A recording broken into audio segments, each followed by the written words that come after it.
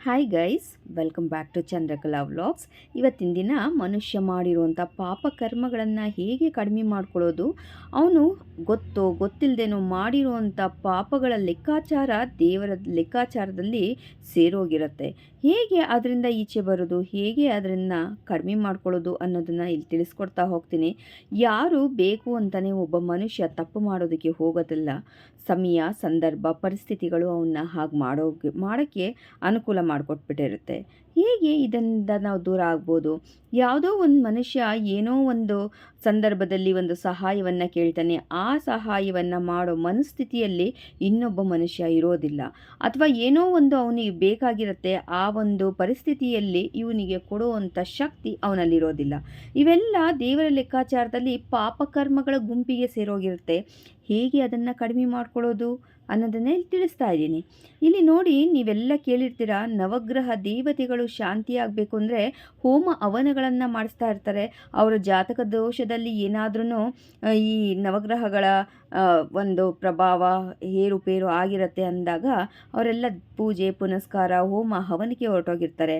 ಅದೇ ಪ್ರಾಣಿ ಪಕ್ಷಿಗಳಿಗೆ ಆಹಾರವನ್ನು ನೀಡೋದ್ರಿಂದ 9 ನವಗ್ರಹಗಳು ಶಾಂತಿಯಾಗೋಗುತ್ತೆ.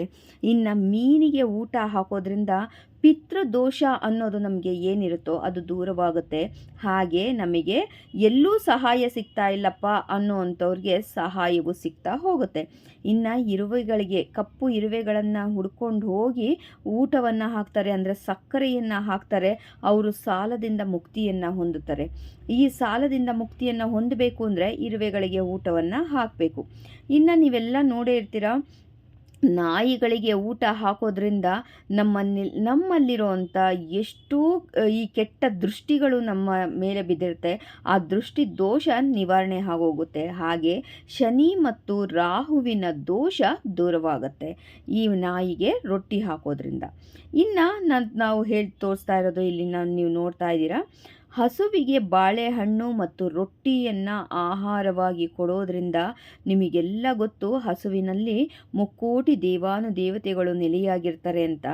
ಅದರಿಂದ ನಾವು ಈ ಹಸುವಿಗೆ ಊಟವನ್ನು ಕೊಡೋದ್ರಿಂದ ಸರ್ವ ದೇವಾನುದೇವತೆಗಳ ಆಶೀರ್ವಾದವೂ ನಮಗೆ ಸಿಕ್ಕತ್ತೆ ಅನ್ನೋ ಒಂದು ಕಾರಣದಿಂದ ಬೆಲ್ಲ, ಅಕ್ಕಿ, ಬಾಳೆಹಣ್ಣು ಅಥವಾ ಒಂದು ರೊಟ್ಟಿ ಈ ಥರ ಆ ಹಸುವಿಗೆ ಸಂತೃಪ್ತಿಯನ್ನು ಪಡಿಸೋದ್ರಿಂದ ನಮ್ಮಲ್ಲಿರೋ ಎಲ್ಲ ದೇವತೆಗಳ ಆಶೀರ್ವಾದವು ನಮಗೆ ಸಿಗ್ತಾ ಹೋಗುತ್ತೆ. ಈ ಮಾಹಿತಿ ಏನಾದರೂ ನಿಮಗೆ ಇಷ್ಟ ಆದರೆ ದಯವಿಟ್ಟು ಒಂದು ಲೈಕ್ ಮಾಡಿ, ಶೇರ್ ಮಾಡಿ, ಕಮೆಂಟನ್ನು ಮಾಡಿ. ಯಾರು ಹೊಸದಾಗಿ ನನ್ನ ಚಾನಲ್ನ ನೋಡ್ತಾ ಇದ್ದೀರೋ ಅವರು ದಯವಿಟ್ಟು ಸಬ್ಸ್ಕ್ರೈಬ್ ಮಾಡಿಕೊಂಡು ನನ್ನ ಚಾನಲ್ನ ನೋಡಿ. ಹೀಗೆ ನಾನು ಹಾಕುವಂಥ ವಿಡಿಯೋಸ್ ನೋಟಿಫಿಕೇಷನ್ ನಿಮಗೆ ಬಂದು ಬೇಗ ತಲುಪುತ್ತೆ. ನಾನು ಮಾಡುವಂಥ ವಿಡಿಯೋಸ್ ನಿಮಗೆ ಇಷ್ಟ ಆದರೆ ದಯವಿಟ್ಟು ಶೇರ್ ಮಾಡಿ. Thank you for watching.